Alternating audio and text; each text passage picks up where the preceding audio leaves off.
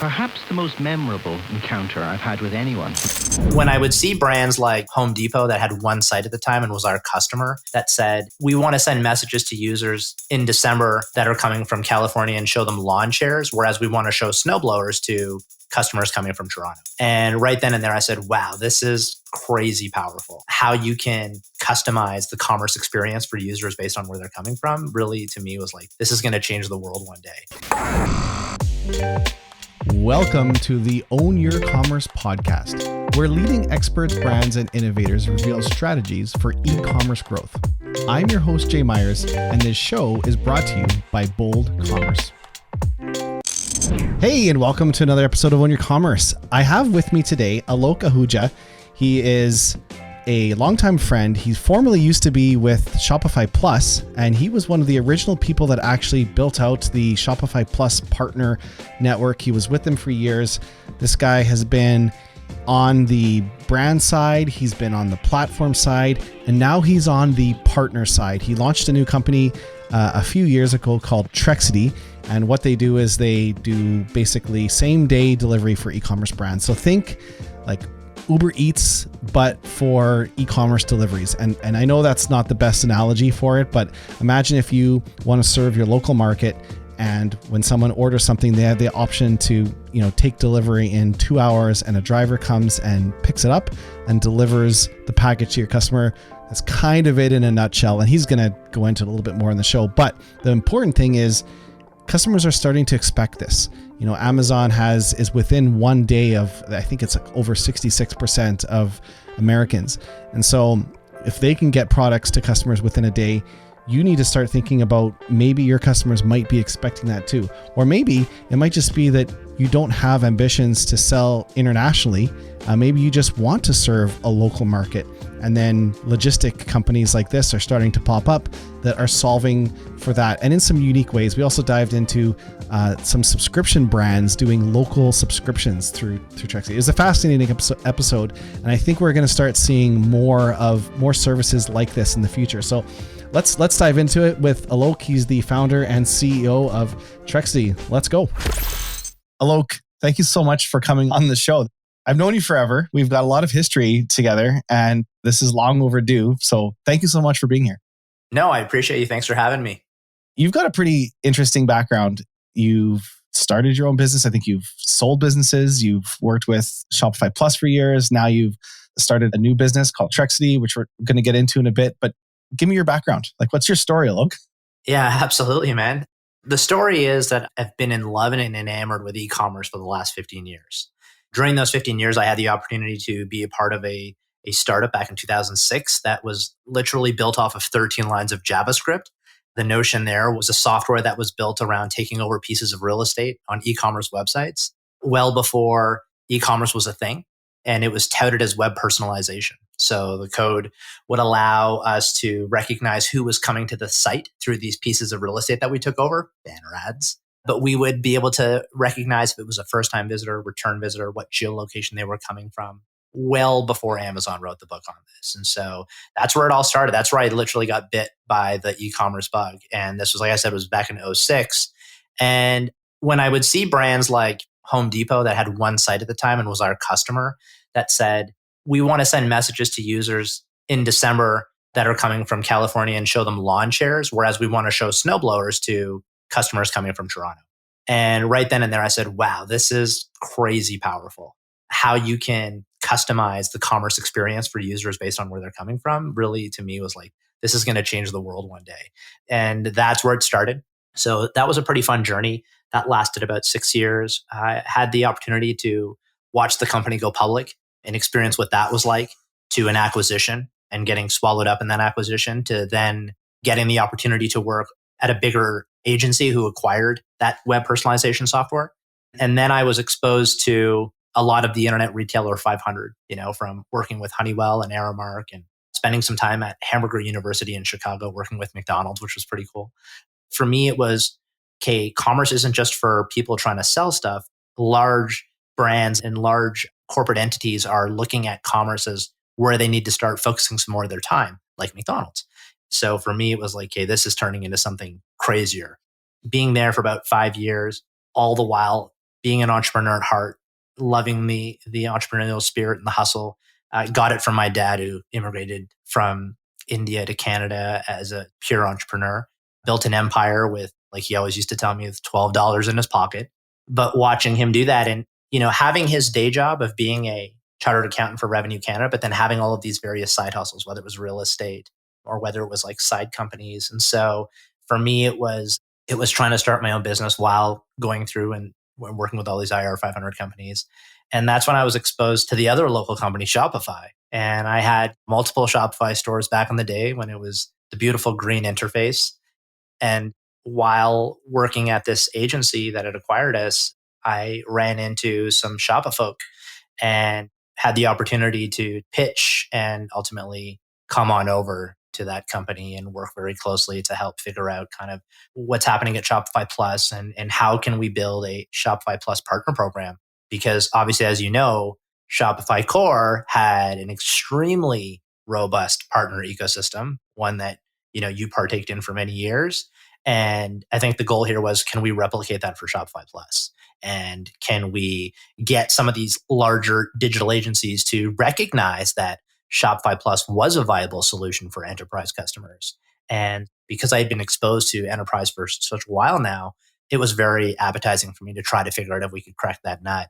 And that is where I had the absolute honor of getting to hang out with amazing partners like yourself and PBXL and Pointer and all these guys. And it was an honor and such a great experience. And I think the time that I had at Shopify was incredible. It changed the way that I saw how really lean and smart companies work. Not that the ones I was at before weren't, but this was just a whole nother beast. I had never experienced anything like this before.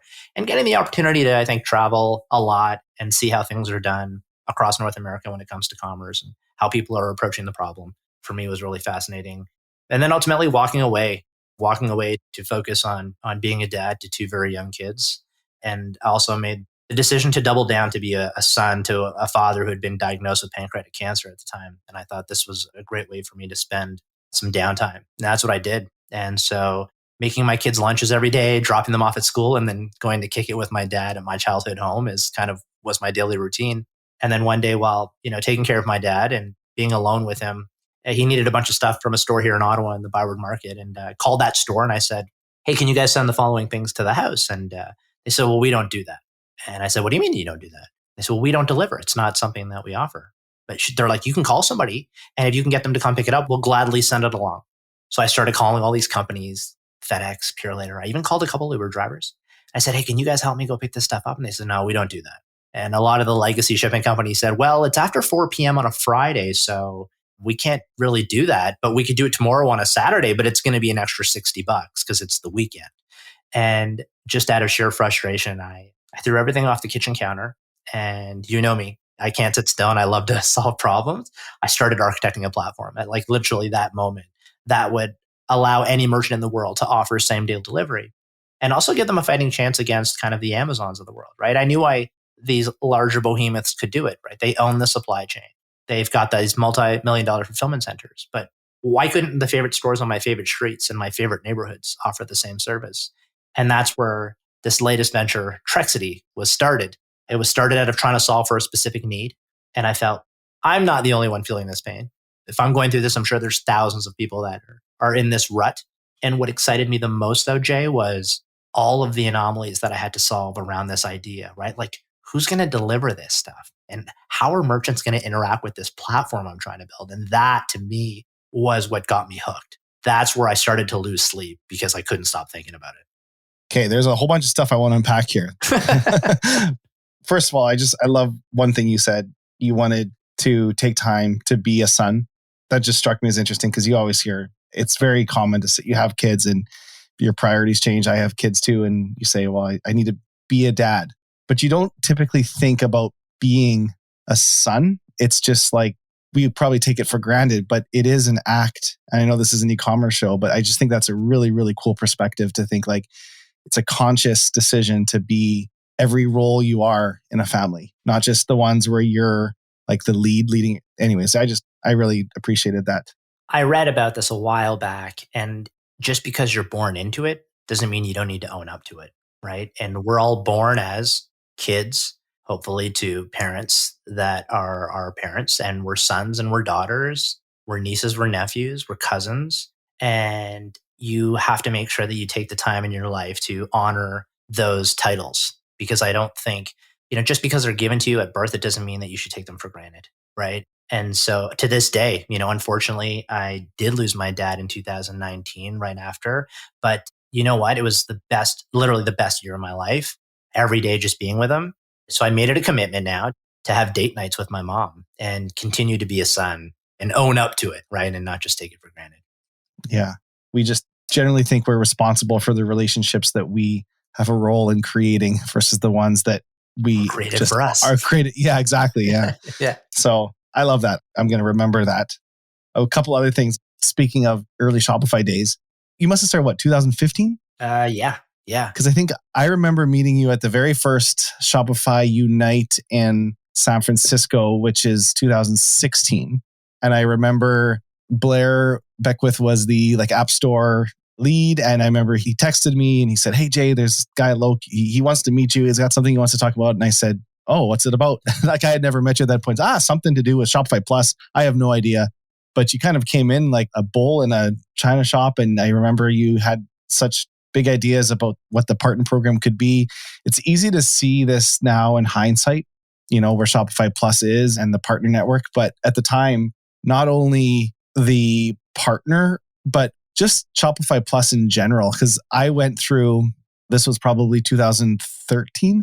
Before Shopify Plus, it was called Shopify Enterprise.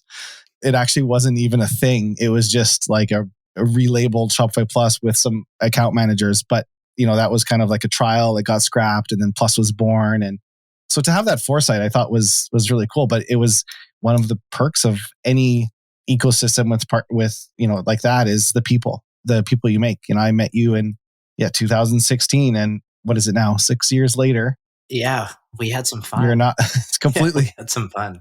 Yeah, well, that's probably another perk of being in the partner space. You get to take partners out to entertain, right? So yeah, we were on the receiving end of that. So that was a lot of good memories.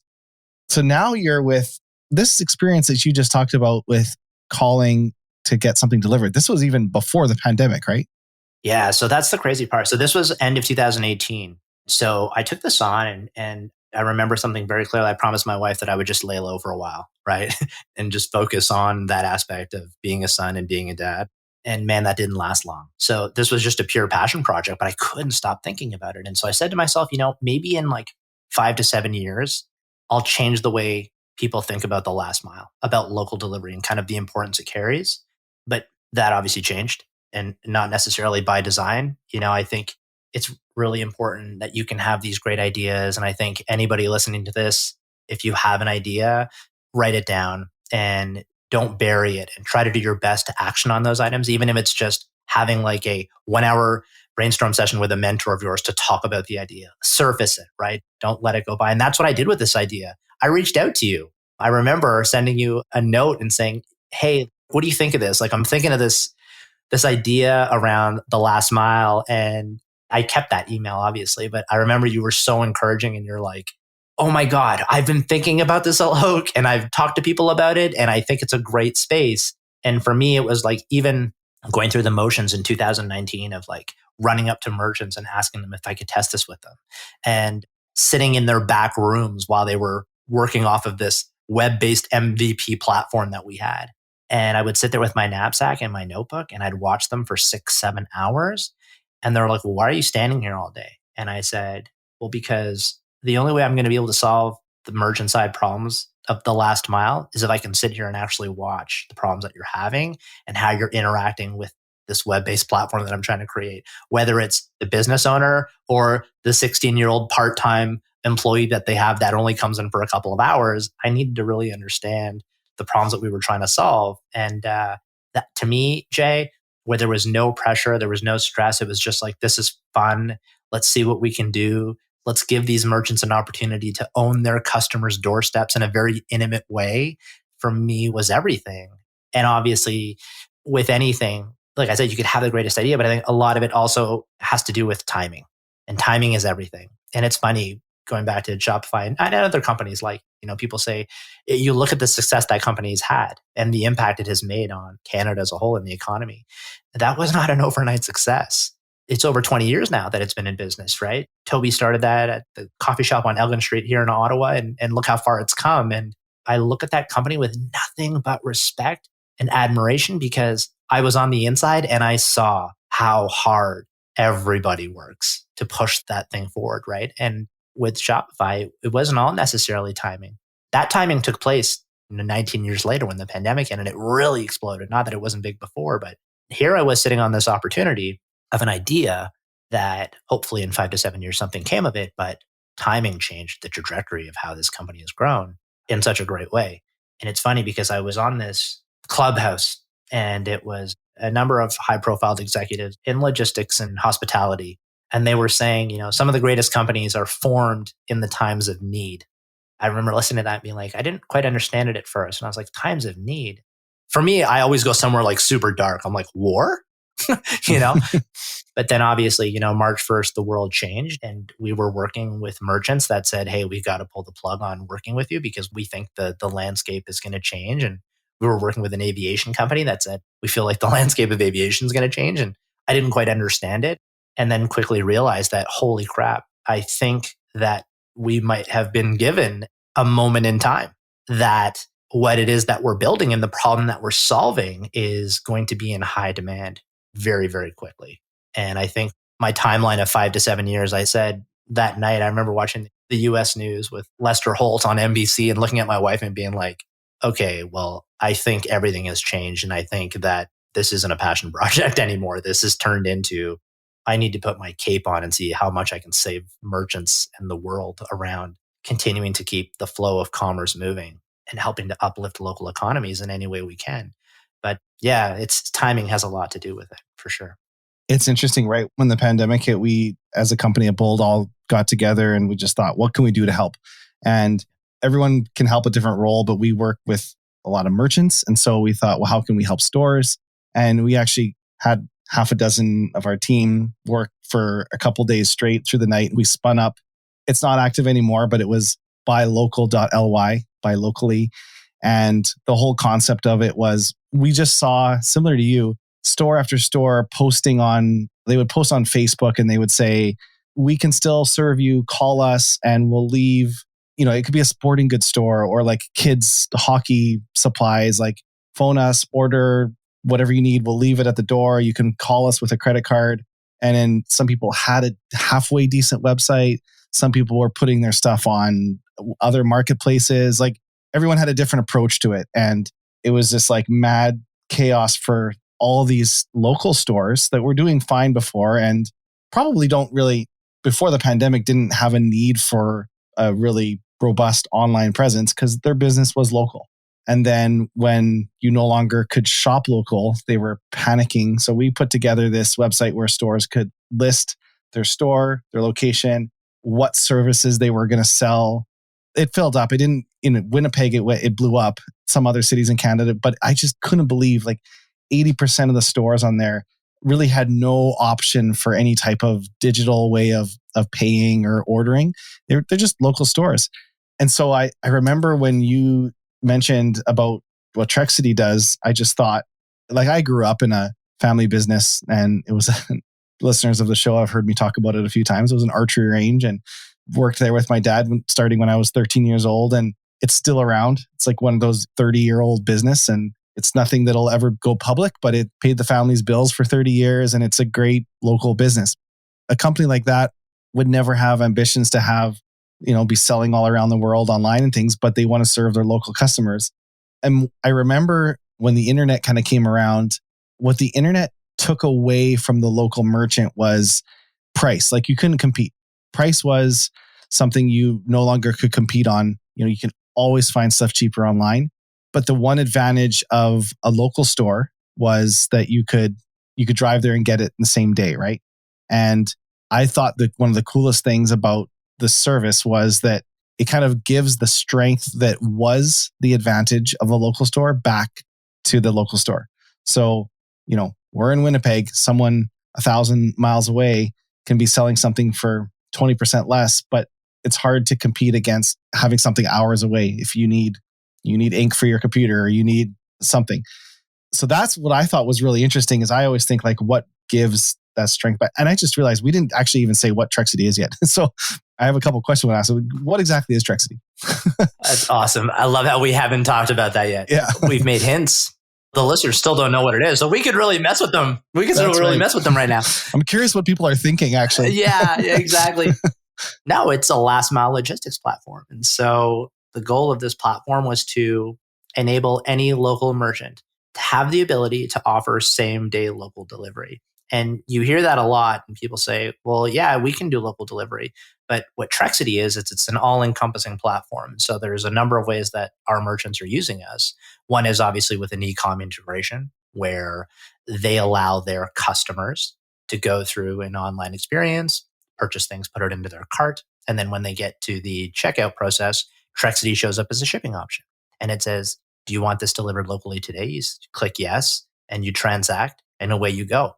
Now, in that scenario, when the merchant hits mark as fulfilled in their e-com platform, it instantly will ping the Trexity community.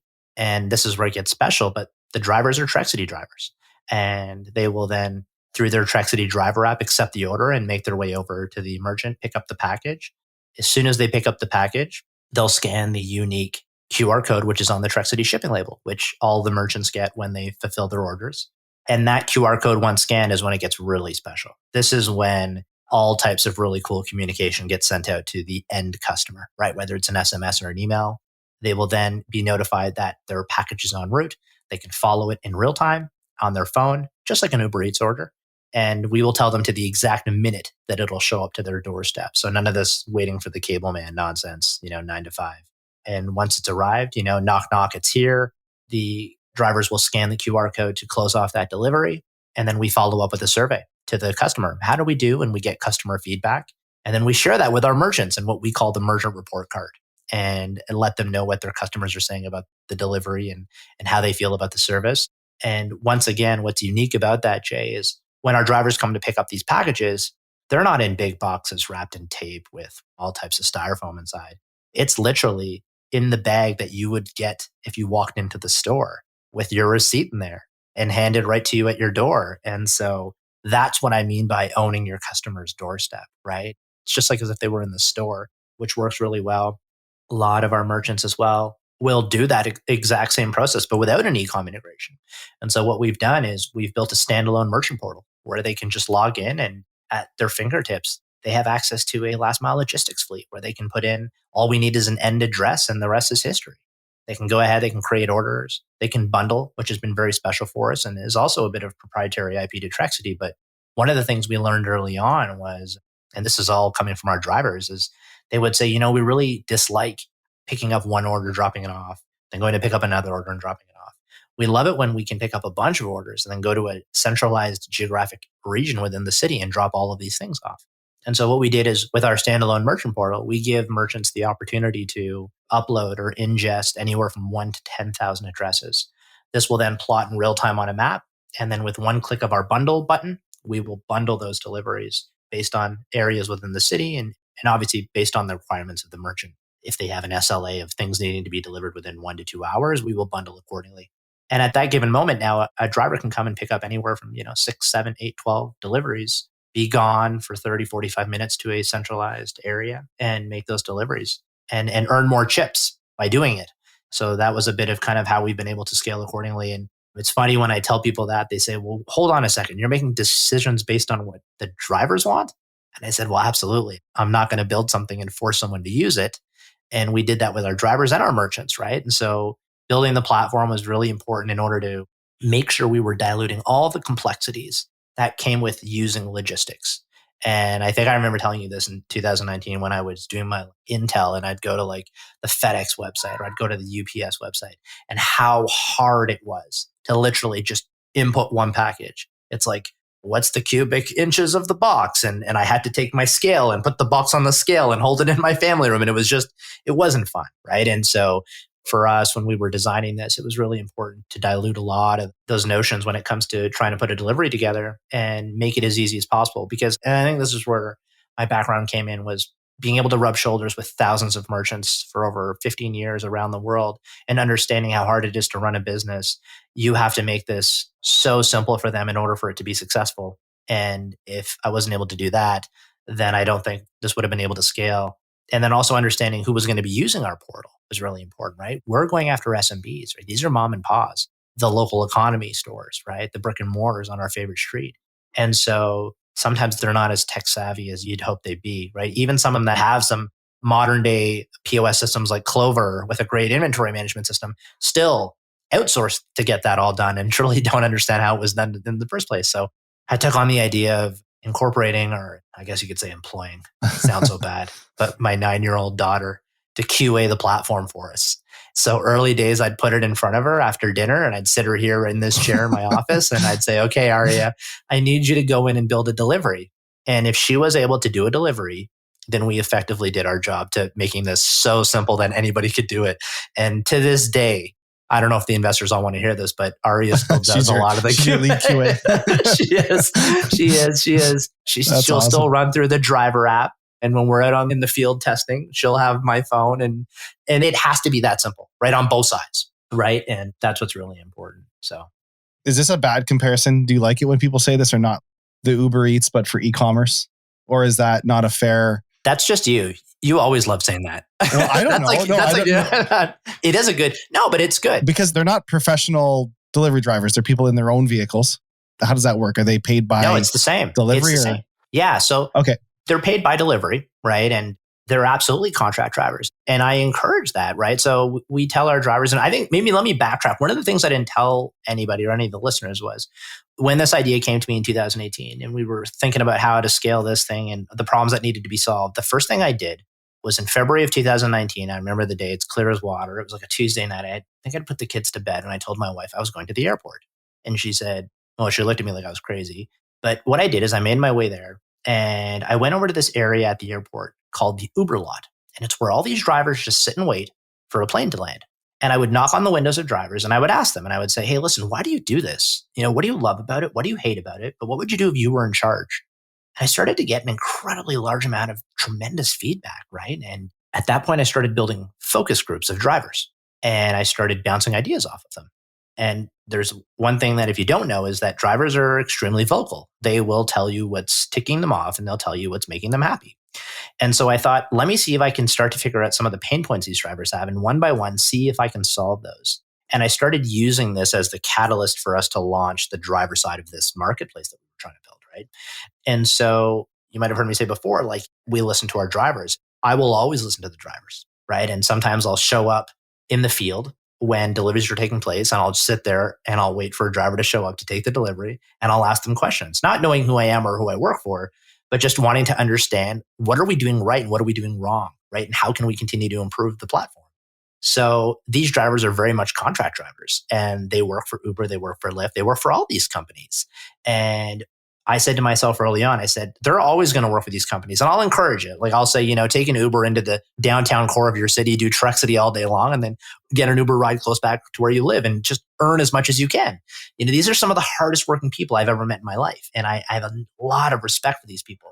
And so essentially what I wanted to do was understand how this was repeatable and how we could build these communities across the country. And I didn't need to reinvent the wheel here, right, Jay? Like you and I could hop on a flight to Miami right now and land, and there's a driver community there. I flew into Winnipeg a couple months ago to see you, and driver communities everywhere there, right? And so what I needed to do was infiltrate these communities. And how I decided to do that was to provide more value to these drivers than I was capturing myself. So one by one, I would listen to their list of grievances. So a lot of them would say, we make anywhere from 52 to 62% with other gig economy companies on the platform. So like obviously early days, 2019, I said, screw it. I'm going to give you 70. What's next? Well, we don't get paid quick enough. Cool. I'll fix that. What's next? And one by one, I would go through all of their complaints. And I said, I got to solve some of these. Now, I didn't solve all of them. And the ones that I didn't solve really opened some doors for me as to how I can make that experience better or how we can improve specific workflows of how they interact with these various driver apps. But more importantly was how could I keep them engaged on our platform the longest? That to me was a winning metric, and one that I still wake up every morning and look at is how engaged have we kept these drivers, right? And obviously it's volume, it's daisy chaining drivers to keep them as close to where they're going and having something ready to go for pickup at their last drop off from a radius perspective. So it's all of these things that are how we position ourselves with these drivers. But in short, these are drivers that are on multiple platforms, and we are just yet another outlet for them to earn really good money and continue to support the economy that is the gig worker. Well, and I've always thought, if I was a driver, what would I prefer driving? Someone that might be throwing up in my back seat, or I have to make small talk all day, which if you're an introvert, that's probably the most painful thing, or some boxes, or not boxes, bags of whatever. And then I guess the other reason why my comparison probably isn't a good example is customers pay for, it really is another shipping. Like in the checkout, there would be UPS, FedEx, and then Trexity just shows up as a shipping option. And is that all taken on by the customer? Or can merchants choose to cover, I guess, just like any other shipping option, hey? Yeah, absolutely. So there's 3 ways that it can work. When it's being offered at the checkout experience, they can either have the customer consume the entire amount of the shipping cost. Now, the shipping cost for us is from point A to point B. So the algorithm that we prepared is based on time and distance. And so we tout ourselves. Weight and size doesn't matter? Doesn't matter. Day one, this was the most important thing to us, was our units of measurement were front seat, back seat, trunk, or do you need an SUV, right? We don't do big and bulky. We're not moving washers and dryers, right? And so, like I said, the algorithm's based on time and distance. And we've always called ourselves honest delivery, and always will continue to call ourselves honest delivery. But when we launched that model, it was, okay, well, because we're able to capture where it's being picked up and where it's being delivered, well, when you get to that shipping page, we actually calculate in real time in the back end exactly what it's going to cost that customer. So we'll say, yeah, it's $12.41 to get this right now. And they'll say, okay, well, that's $12.49 or $15 for FedEx in 2 days, or $20 for Canada Post in 3 to 5. Well, this is kind of a no-brainer. And so right away, we kept seeing on the data that everybody was clicking same-day local delivery when it gets to the checkout process. So then what we did is, on the back end of our famous Trexity merchant portal, we built some pricing rules for our merchants that they could go in and they can create pricing rules without any coding or having to push to production, where they could say, okay, well, if a customer lives within 30 kilometers, offer Trexity and give them a flat fee of $5. And so what would happen at that point is they would be offered Trexity. And now, instead of paying the total amount, the merchant is saying, let's just charge them $5 flat fee. And then what would happen there is whatever the residual is, so say it was a $12 delivery, the merchant would pick up the extra $7 and away we go. And the other pricing rule that's really, really popular amongst our merchants is the cart rule, where if you spend $80, so they'll create the rule, like if customer spends 80, then Trexity same day local is free, right? And we did this as a test back in 2019 with a local merchant because they were so frustrated. They said, we can't seem to get our customers to spend more than $100. This was a microbrewery. And I said, I find it hard to believe that you can't get people to buy $100 worth of beer. Like, that shouldn't be that hard, So their average cart size was $68. And then after 3 weeks of using Trexity's same day local delivery as an option, they cracked it to $102, and they haven't looked back since. So it's kind of neat how we're watching all the merchants use it. And because merchants don't have to pay a cost, there's no monthly subscription, there's no annual fee to sign up for Trexity. It's free to get an account. And if your customers are paying for the cost of the delivery, it's literally costs you $0. We tell all of our merchants, use this as a marketing tool, right? Like, it doesn't cost you anything. And just let everybody know now that you offer same day local delivery. And right away, we've helped you win. That's helped with adoption for sure. And it allows merchants, especially the local ones, right? Whether it's in the cities that we're in, and we see it, Calgary, Winnipeg, Ottawa, Toronto, is we've allowed these merchants to change the buying habits of their customers, right? So these customers are now going back to the site and they're saying, wow, like, I can get this same day now from my favorite store in the city that I was born, right? Or something that I need right now. I don't have to go to, I hate saying it, but to Amazon. I can go to my favorite store and get it right away. And so because we've been able to change the buying habits of their customers, they've now noticed a massive compound interest of the amount of deliveries they're doing on a daily basis. So much so that recently we've had the opportunity to be approached by a couple of big box enterprise stores not that we're actively going after them, but organically they've been seeing how these smaller merchants are competing with them and winning. And they're now calling us to say, hold on a second, we want to do the same thing, like help us. And so it's funny, just a couple of weeks ago, I asked one of them, I said, okay, well, send me some historical data and we'll just start, I'll give you some ideas of the radiuses and what we're doing. And I noticed that this big box store was doing way less than some of the local bakeries and streetwear stores that we have in some of our cities. And it just goes to show that never underestimate the power of your local economy. And the pandemic has made that evident to us, that when you lock down these economies and you tie their hands behind their back and you don't let them operate to their full potential, you see the effect it has on not just the local economy, but the Canada economy. Our local stores are so important to the fabric of how we're going to grow as a country. And we can't just rely on the big box stores. Like, they're not going to lead us to the promised land, right? And we're now witnessing that. So these are all the things that we watch as a company. These are all the things that keep me up, where I feel like we have to continue to improve. We have to continue to arm them with the tools that they need to not just add delivery as a new proponent of how they do business, but how they're going to make smarter decisions to win, whether it's using us or whether it's now we're finding a lot of these local stores have full-time pick and packers in their location, right? And I witnessed it when I was down in Winnipeg visiting you, is a lot of the Trexity merchants out there, their storefronts are busting at the seams with inventory. They're like all little mini warehouses. And they're now starting to approach it that way, which is really interesting to see. Well, I think, and you mentioned earlier, once you shop, something I think about a lot with the pandemic is, will buying behaviors change for the long term? Before the pandemic, I don't think I ever bought online and then picked up in the parking lot. There was a couple grocery stores that had that feature, but I never did it. And I think Home Depot had for years, Best Buy once before the pandemic. I remember one time reserving something online only because I thought it might be out of stock by the time I got there to pick it up. There was like one GoPro left or something. I can't remember what it was. It wasn't because you wanted to park in one of those fancy parking spots closest to the door? No, maybe, yeah. Reserve a pen online and then just get the good parking spot. Use this spot. Yeah. But now, like, that's actually probably my preferred way to shop. Buy online and either pick it up in store or have it delivered the same day or get in the parking lot. And it almost seems like a waste of time to go in and go out of the way.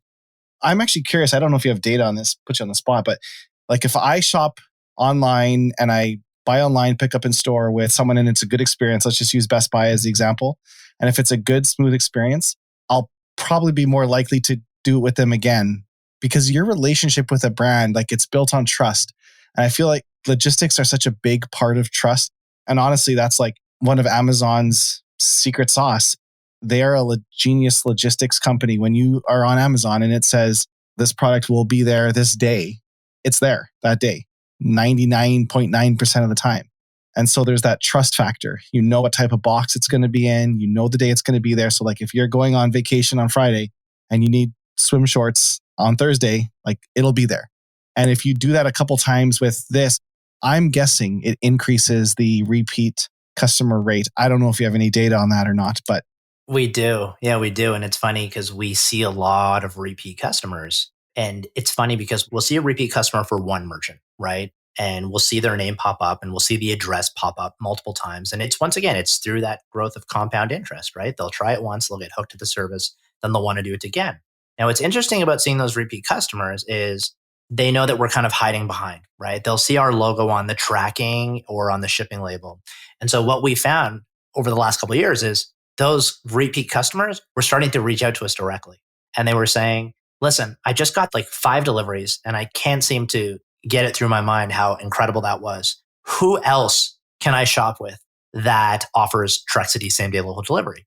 And so obviously that gets my wheel spinning, like, oh my God, we got to build a marketplace where people can go and look at all the different merchants we have and send more traffic to them. And that's just a whole nother chat. But then we started seeing the same addresses show up as people started to find out who all the other Trexity merchants are, and it growing exponentially from there. And then it's a lot of, hey, I just had this incredible experience. You got to check this brand out. You will get it like right away. And when you say stuff, Jay, like, you have to build that trust, and a lot of it is around nailing it every single time. Misdelivering is not an option. I couldn't agree with you more. For us, that's why we've doubled down on perfecting our support. That's why we've offered that paper trail of real-time status updates, the real-time tracking, making sure that the merchant has that visibility and their customer so everybody's on the same page, right? It's not like giving separate views for separate people. It's like we're all looking at this together, right? And a lot of people say, well, that's secret sauce. It's not secret sauce. It's going back to that notion of just be honest, offer transparency, right? And if there is a problem, we'll let you know right away. But no, that has been a part of growth. It's building that trust. And when the merchants start to build that trust with us, it's not just because of us. It's because of what their customers are saying. It's because how many times their customers are asking that they want it delivered locally because they've went through the experience, they trust it, and now that's all they want. And it's been a huge game changer for a lot of our merchants. Like some have pivoted their businesses because we exist. And when I hear that, or when business owners call me and they say, listen, we're totally changing how we do this because we know that we can rely on you to handle our Valentine's lobster dinners where we're delivering 2,200 dinners. You know what I mean? Like that to me is like, okay, we've done our job and now we have to continue to show the world that this is what it takes to survive and to thrive as a merchant. Well, one of them, I think, was a pivot. The perfect example of this was, and this is kind of how Trexity and Bold kind of worked together, was with a brand called Kettleman's Bagels. And Kettleman's Bagel, not bagel. Kettleman's Bagel. Kettleman's Bagel. Yeah, not plural. They have one bagel. That's it. Yeah. They've got a whole bunch of retail locations. I think they have like 16, and it's kind of like a famous bagel brand if you're in Toronto or Ottawa. We don't unfortunately have them here in Winnipeg, but I know people just rave by it. It's an institution. It's an institution. Yeah. I grew up off Kettleman. It's so good. So they wanted to experiment with a local delivery subscription option, which I remember about a year ago, you kind of worked with them to launch that. And it's the part that Bold played in it was we powered the subscriptions, but Trexity took care of all the local delivery. And now you were mentioning before the show that that's becoming a model that you're seeing interest from other brands. Maybe can you talk about how, well, maybe Kettleman's, how they implemented it and what are you seeing now with other brands? Sure. Yeah. Kettleman's was awesome. So the idea came to me sitting at home, and every couple days I'm running to the store to get bagels, and it's getting cold outside. And I said, why can't these guys just get bagels to my door? So I called Craig Buckley, the owner of Kettleman's. And backstory is Kettleman's is a part of my like childhood and my teenage years, but they were open 24 hours. So after a night of a few beverages, you go back to Kettleman's, you grab a couple bagels and you go home. I grew up, obviously, well, I didn't really grow up, but you know what I mean. And then my kids fell in love with it. And, you know, after swim class and dance class, we'd go to Kettleman's. And so I approached Craig and I said, man, we got to get this to people's doorstep. There's got to be a way here because these bagels are too good. Everybody loves them. And I think it'd just be a really cool idea. And so for 2 months, you know, I kept emailing him and texting him and pitching him. And then he finally said, okay, let's do this. What do we need to do? And I said, great. I know exactly what we need to do. And he said, Alok, I trust you. Like, just make it happen. And so I took it upon myself. And we don't normally do this, but because this was a brand that was so near and dear to my heart, I said, I'm going to do this just as a passion project. And we worked with them to spin up an online store, which they never had before. And we were just selling bagels by the dozen. And there's a couple different kinds. And we did all of it tied to Bold subscriptions. I'd always wanted to, and it sounds so bad, but I've always wanted to use Bold because I never got the chance to. And I feel like I should have used it before, but I didn't. And I said, this would be a great way for me to just really learn how it all works and tie it together with what we're doing at Trexity. And I think that's when I called you and I said, Jay, like, I'm going to launch this bagel thing on Bold subscriptions. We're going to do it in like 7, 14, and 30-day cadences. And the minute it's ready to go, we're going to tie it to Trexity. It's the only way you can get these bagels delivered to your doorstep. So we launched, and I have to hand it to the Kettleman's marketing team. They did an incredible job to get the word out to the public that they were launching this. And it just exploded. It exploded in a way that I didn't think it was possible. And the next thing you know, we're doing hundreds and hundreds of bagel deliveries across the city to businesses, to homes, to offices that were locked down and had remote employees. They were just sending them bagels. Like, it was incredible. And it got picked up on like the news, and they showed business owners saying, yeah, we send bagels to our staff so they feel like they're in the office again. And I just thought it was incredible. And so the team and I took a step back and we said, look at the impact we just had on this business, right? We offered them an opportunity to get out of their comfort zone and do something they've never done before. And that's subscriptions to a product that people are totally infatuated with, and tied it together with them not even having to worry about how the customers are going to get it, and have it all through delivery. And the owner would call me and say, when people get that notification alert that their bagel delivery has been scheduled, he goes, the amount of tweets we get of excitement is insane. And he goes, it's such great marketing. And I said, wow. So I said to the team, I said to the whole squad, I said, okay, there's something here. Like, there's totally something here. If Kettleman's can do it and have this much success, we have to start empowering merchants to start thinking about the importance of subscriptions to get, for a couple of reasons, to get more products out of their storefronts, right? Because given the way things are going now, I think stores are only having an opportunity to have the upper hand is with buying power is how much volume they're pushing out of their door, which is kind of sad, but it's true, right? And so when they go to these big distributors, they want to know how much volume you're pushing out of the door.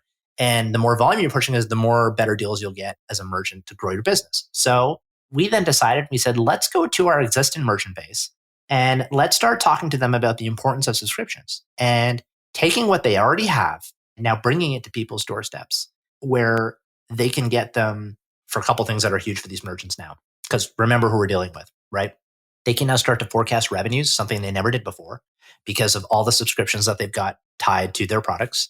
They can start to grow their digital footprint on how they're selling and what they're selling. And then the most important thing that I said before was they'll now own their customers' doorsteps. Not only they'll own their taste buds, their stomachs, but they'll own that doorstep. And so what we've decided to do is we've decided to go out to a lot of our high-end grocery retailers and pitch them this idea. And within a week, we've got half a dozen or so ready to go. So we've now partnered with a company here locally in Ontario and Toronto, and they are going to, from a support side, do all of our bold integrations for us for these merchants as our value add. And we're going to tie them all to Trexity and watch these merchants continue to grow their fan base and obviously move more product out of their storefronts in a way that they never thought was possible, which is so crazy. And it's something so simple. You guys have been talking about it for years, right? And just being able to tie that delivery component to the back end of this is just, it's the total package, in my opinion. Yeah. I mean, I could go on and on about subscriptions, but it's so cool. We see the value of it. It's revolutionizing stores. Like, one of the biggest things is, I mean, a subscription-based company, if you look at what that company's worth, we're seeing e-commerce product subscription companies getting investments or acquired, like software companies, like 7 to 10x annual recurring revenue, but they're selling their e-commerce companies. But that's the valuation they're getting. Where traditionally, if you're selling, like if you're in retail, your company is worth 20 to 30% EBITDA. So the difference in doing $1 million a year in one-time sales, your company's probably worth $300,000, $200,000 at best, versus doing $1 million a year in recurring. It's potentially worth 7 to 10 million. I mean, you know, Dollar Shave Club was doing 100 million when they sold for $1 billion. Dollar Shave Club is not an exception. I use that example a lot, but we're starting to see a lot of investment activity in physical good subscription brands. It's kind of this next frontier. It's just a new way of buying. So we're passionate about it, but it's kind of been out of reach for a lot of local brands. Kettleman's would never even consider this if there wasn't a local delivery option, probably, right? No, it wouldn't have been on the table for them. They would have crushed it down. So like, we started this here. We did this locally here in Ottawa, and now they just opened a bunch of locations in Toronto. And guess what? Next month we're launching subscriptions in Toronto, right? And there's so many merchants that put up their hands. You know, it's Cheese Club of the Month, it's Charcuterie of the Month, it's grocery boxes, it's all those things and more. And I think it's going to be very special to see what happens to these local economies when people start to get all of these items to their doorsteps, start to get a flavor of what they were missing. I think it's all things great, but it's exciting. Yeah. And I don't usually, like, this podcast isn't meant to promote Bold too much, but this is a really cool example. And we did do a case study with Trexity. And if you go to our website up at the top, boldcommerce.com, click on, I think it's resources, and then under case studies. And we did a case study on the Kettleman's example. And there's actually another one there on Shea-Ban ice cream, which they actually launched before I think Trexity started. So they built out their own delivery team. Had they launched maybe a year later, actually Trexity probably would have been a perfect service for them, but they were a local ice cream company, high-end boutique ice cream. Pandemic hit. They basically went out of business. Bumped into the owner one day. I said, have you considered subscriptions? Launch subscriptions, local subscriptions only. Like they deliver it. It's melting from the moment they start driving away. And now their subscription revenue, it's a whole new stream that they never had before. It's predictable.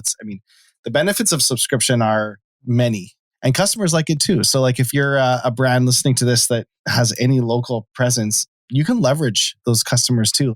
They're great for product testing.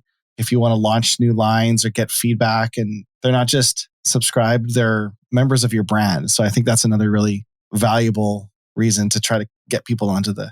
Anyways, that's my rant on subscriptions. That's the pitch. That's the pitch. Oh, I could go on for an hour. I have to stop myself. Yeah. You're right, though. It's all those things and more. It's bringing awareness to it because I think that what it is, Jay, it's a lot of these merchants don't even know that it's an option. They don't even know that they can do this, right? And it's not that they're being dismissive and they're like, well, I know about it. I don't want to do it. That's not the case. They just need to be informed. And that's what we're trying to do, right? Is we're trying to reach out to these communities across the country. We're planning merchant meetups. We're building community resources and tutorials to educate these merchants to understand that they have options. You can do things like subscriptions to leverage more points in your business. And we won't stop until they all understand. Until I get a hard no, we're not stopping. I like it. Rewind 10 years and the word last mile, same day delivery, like it wasn't even something people talked about it. And then things become expected. Like when Amazon started having 2-day delivery for Prime members, everyone expects 2-day delivery from every brand and 2-day free delivery. And now Amazon has hubs and they can reach 66% of Americans within a day or something. It's nuts. So that sets expectations, right?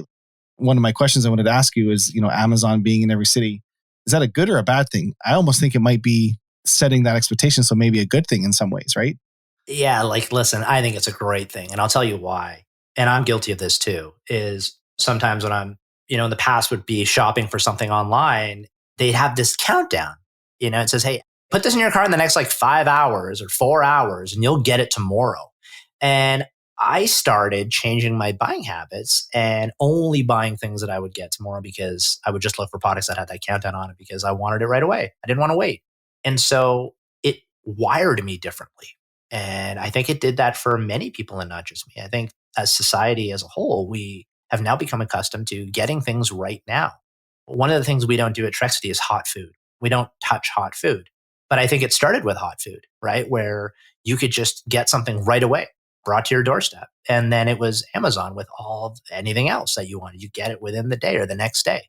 And so people are now becoming used to that.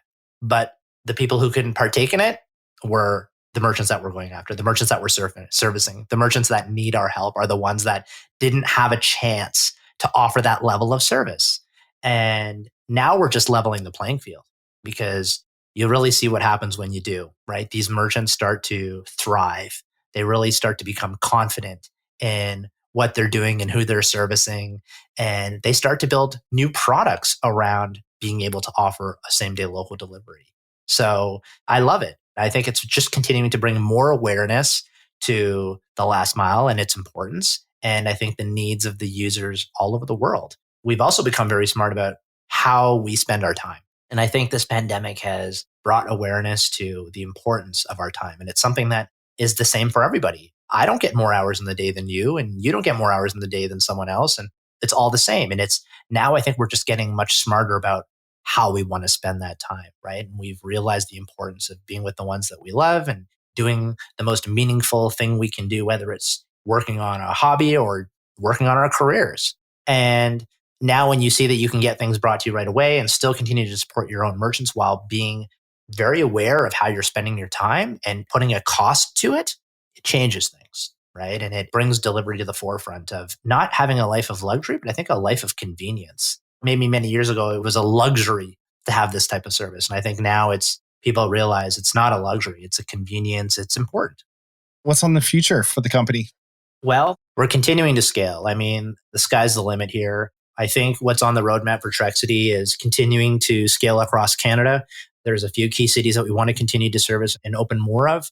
We're very much a startup. We are well funded and will continue to fund ourselves when needed. And entry into the United States is definitely on our roadmap and something that we talk about all the time. And entering to the United States is not New York, it's not Chicago, it's not Boston. Sorry to anybody in those cities and friends I have there, but it's Lincoln, Kentucky, it's Chattanooga, it's San Antonio. It's very much those tier 2, tier 3 cities that we continue to have massive impacts here in Canada, and we'll do the same when we land and explode in the United States. And so those are our plans. Strong partnerships, continuing to work with really big marquee brands that are organically coming to us and figuring out ways that we can add value to them and continue to bring more value to the end customers of these local cities is always going to be an area that we'll focus. But we're just excited about the future. And it's great to see that with these lockdowns being removed, the service still continuing to thrive and explode, and people now becoming accustomed to having local delivery around for the long haul. So we're pretty excited about it. Yeah, once you use it once, it's hard to go back to days waiting. So if someone wants to utilize this, which cities right now? It's Toronto, Ottawa, Winnipeg, Calgary. Yeah. And then we're scaling from there. So we'll be opening up a couple of more on the East Coast and on the West Coast, and not forgetting about the second other largest city in Canada being Vancouver. And then towards the end of Q3 and Q4, we'll be setting our focuses on the United States. Cool. Where should they go to learn? Yeah, Trexity.com. Yeah, definitely. Trexity.com. Check us out. Everything is there. You can sign up to be a merchant. You can put in a request to have your favorite merchant sign up. You can give us your feedback and let us know what you think. For me, going out into the field and listening to customers and listening to end users is probably the best part of this job. And I do love the negative comments. I do. It sounds kind of weird, but I do, because it will allow me to continue to solve problems for people. And that's what I want to do, is figure out how we can continue to work and make people's lives easier and help merchants succeed and continue to grow their business. And that's where we're going to keep going, man. Yeah. They say great leaders run to the darkest spots of their companies and right? You don't turn a blind eye to problems, you run to it. So that's a good quality about you. Thanks, man. Yeah, this is awesome. Yeah, I think we went over time, hopefully to make you miss anything. I could see that this is an audio podcast and those who are listening can't see Alok's face, but he's been on the edge of his seat the whole time and he's holding back, I think, probably so much he wants to say because he's trying to be as eloquent as he can, which is a good thing. But I think it's exciting. I love the subscription play. I think that's really cool. If anyone's interested in doing that in those cities, happy to help as well with that. And yeah, let's leave it with that. Trexity.com is where you can learn more. Alok, thank you so much. Long overdue, man. This was a blast. Thanks for having me, Jay. My pleasure. That's it for another episode of Own Your Commerce. If what you've heard has helped you in any way, I'd love it if you'd leave us a review in iTunes or Spotify or wherever you listen to your podcast. It's a new podcast and reviews really help spread the word. And if you know someone you think that might benefit from this podcast, share it with a friend. If you'd like to learn more about Bold, visit boldcommerce.com. You can view all our past episodes, and if you have a story you'd like to tell, we'd love to have you on the show. You can apply to be a guest or suggest a guest on our website as well. That's all for now, and we'll see you next week.